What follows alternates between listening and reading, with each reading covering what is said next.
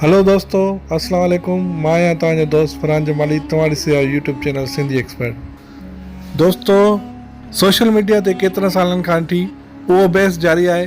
पाकिस्तानी मशहूरु गुलकारा सनम मारवी सिंध जे मशहूरु रागी कलाकार गुलशेर तिवण जी धीउ आहे, जंहिंजो नालो आहे सनम मारवी।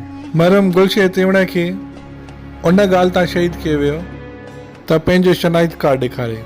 गुलशेर तिवण जवाबु ॾिनो त मुंहिंजी शनाख्त टोपी ऐं अजरक आहे। उन मां ई तव्हां अंदाज़ो लॻाए सघो था त मां सिंधी आहियां। दोस्तो, तव्हांखे ॿुधाईंदो हलां, इहा ख़बर केतिरनि ई सालनि खां मीडिया ते हली रही आहे।